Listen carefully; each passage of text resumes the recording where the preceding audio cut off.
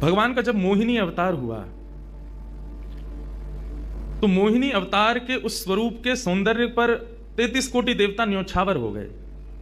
सबके मन में यह भाव आया, ये जो भी प्रकट हुई हैं ये किसी भी प्रकार से हमको हमारी गृहिणी के रूप में प्राप्त हो जाए। इतने सुंदर ठाकुर जी बनकर के आए। चंद्रमा भी पीछे पीछे चल रहे हैं, ब्रह्मा जी भी पीछे पीछे दौड़ रहे हैं, वरुण आदि आदि जितने भी देव हैं सब मोहिनी पर ऐसे लट्टू हुए कि एक बार हमको देख भर ले, एक बार केवल हम पर दृष्टिपात कर दे, उसी मात्र से हमारा कल्याण हो जाना है। ऐसा ठाकुर जी का स्वरूप। परंतु उन 33 कोटि देवताओं में एक देव ऐसे हैं जिनका मोहिनी के प्रति ऐसा कोई दुर्भाव नहीं था, और वो देव थे सूर्य। सूर्य ने जब मोहिनी के सौंदर्य को देखा तो उनके मन में भाव आया, इतनी सुंदर, इतनी सुकुमारी, इतनी कोमल, इतनी मधुर। सबको तो लगे हमारी पत्नी बने, लेकिन सूर्य को लगे मेरी बेटी बन जाए, मुझे पुत्री रूप में प्राप्त हो जाए। जब सूर्य के हृदय में यह भावना उत्पन्न हुई तो मोहिनी ने कटाक्ष नेत्रों से सूर्य की ओर देखा, बाकी किसी को देख ही नहीं रही है, और देख करके केवल ठाकुर जी ने उनको इशारा किया। बोले तो आपकी ऐसी इच्छा है? सूर्य बोले जी भगवान, मेरी बहुत अभिलाषा है कि आप पुत्री रूप में मेरे यहां पधारो। ठाकुर जी बोले इतना साधारण नहीं है हमको प्राप्त करना, पुत्र रूप में प्राप्त करना फिर भी साधारण होगा, लेकिन पुत्री भाव में ये तो असाधारण है, इसके लिए आपको तप करना पड़ेगा। सूर्य बोले मैं आज से ही तप करूंगा, लेकिन आप वचन दो मेरे यहां पधारोगे और इसी रूप में पधारोगे। मोहिनी ने कहा यदि मैं तुम्हारे भजन से प्रसन्न हुई, यदि तुम्हारी भक्ति में, तुम्हारे प्रेम में प्रबलता हुई, मोहिनी 33 कोटि देवताओं को मोहित करती है, लेकिन तुम्हारे भजन के प्रभाव से मैं जब तुम्हारे यहां अवतरित होंगी तो मोहिनी को भी मोहित करने वाला रूप धारण करके आऊंगी। मोहिनी जिसने तीनों लोगों को अपने रूप पर न्योछावर कर दिया, वो मोहिनी भी जिस रूप को देख करके मोहित हो जाए, वो रूप आएगा आपके यहां पर। वही सूर्य वृषभानु जी के रूप में प्रकट हुए हैं। और जब वृषभानु जी के रूप में प्रकट हुए, उससे पहले एक राजा के रूप में भी आए थे, तब भी इन्होंने तपस्या की थी, लेकिन ठाकुर जी नहीं पधारे। जब वृषभानु के रूप में प्रकट हुए तो इन्होंने ठाकुर जी का यजन करना बंद कर दिया, ब्रह्मा जी का यजन प्रारंभ किया। ब्रह्मा जी से प्रार्थना की।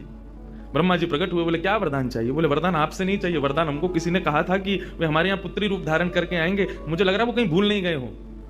इसलिए ब्रह्मा जी आप बहुत करीब हो ठाकुर जी के, आप उनको जाकर के संकेत करो कि कोई आश में बैठा उनकी में।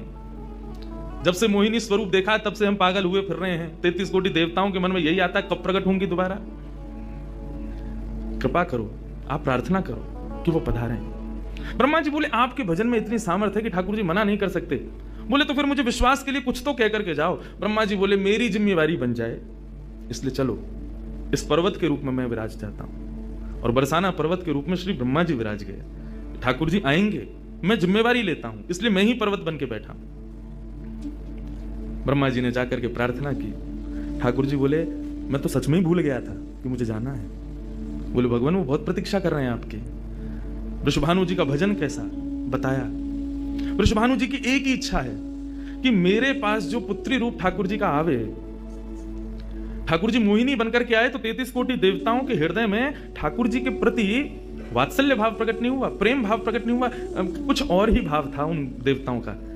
वृषभानु जी कह रहे हैं कि मैं ऐसी पुत्री पाना चाहता हूं जिसको देख करके काम नष्ट हो जाए, काम का भी मर्दन हो जाए, सामने वाले के हृदय में एक दिव्य प्रेम प्रकट हो, निष्काम प्रेम, अनकंडीशनल लव किसे कहते हैं, इसका प्रसाद पूरी दुनिया को देने वाली ऐसी पुत्री मेरे घर पधारे। स्वार्थ सिद्ध प्रेम सब करना जानते हैं, लेकिन निस्वार्थ प्रेम किसे कहते हैं, वो ठाकुर जी का वो शक्ति स्वरूप ही सबको बता सकता है। ब्रह्मा जी की प्रार्थना हुई ठाकुर जी से।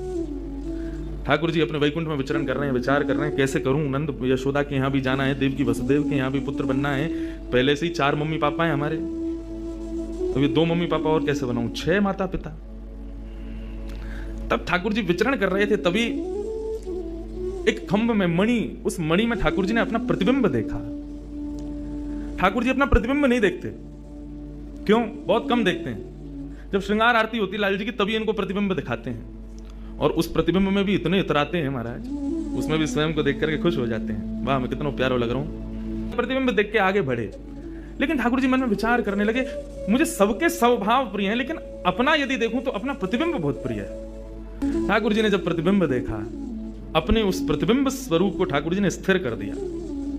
और स्थिर करके अब तो ठाकुर जी लाए महाराज लक्ष्मी जी की पूरी पेटिका लेकर के आए श्रृंगार की, और अपने प्रतिबिंब स्वरूप को ही उन्होंने श्रृंगार करना प्रारंभ किया। मोर पीछ हटाया, मुकुट उतार के दूर रखा, घुंघराले केशों को खोल दिया, नेत्रों में सुंदर सुंदर छोटा छोटा काजल लगाया, माथे पर एक सुंदर बिंदिया लगाई है, होठों पर निर्मल लालिमा लगाई है, गले में हार पहनाया, सर्वांगीण श्रृंगार किया, और लक्ष्मी जी की चुनरी ला करके जैसे ही शीश पर से चढ़ा करके ठाकुर जी ने थोड़ा सा जो श्याम रंग है उसको जैसे ही गौरवर्ण किया, वैकुंठ के उस प्रतिबिंब में से तेज पुंज प्रकट हो गया कि ठाकुर जी भी अपने नेत्रों को छुपाने लगे।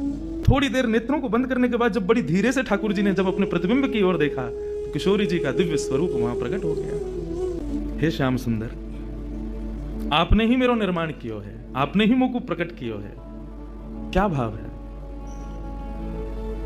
ठाकुर जी बोले कोई भाव नहीं है, केवल मोहिनी भाव से 33 कोटि देवता मोहित हुए थे, लेकिन मैं मोहित नहीं हो पाया था, इसलिए तब से मैं भी तड़प रहा था कि मुझे भी कोई मोहित करे, उस मोहिनी को भी मोहित कोई करे। वो स्वरूप आज प्रकट हुआ है। धर्म की स्थापना हुई, ज्ञान की स्थापना हुई, भक्ति की स्थापना हुई, वैराग्य की स्थापना हुई, लेकिन अंततो गत्वा इस संसार का सार जो प्रेम है उसकी स्थापना नहीं हुई है। उसके लिए आपका अवतार धारण करना अति आवश्यक है। आप मेरी शक्ति हैं, आप मेरी आत्मा हैं। किशोरी जी से प्रार्थना की ठाकुर जी ने कि आप पधारो और प्रेम की स्थापना के लिए आप भूमंडल पर सूर्य के ही अवतार वृषभानु जी के यहां पर आप अवतरित हो। तब किशोरी जी ठाकुर जी की बात मान करके और वृषभानु और कीर्ति के यहां पर अवतरित होती हैं।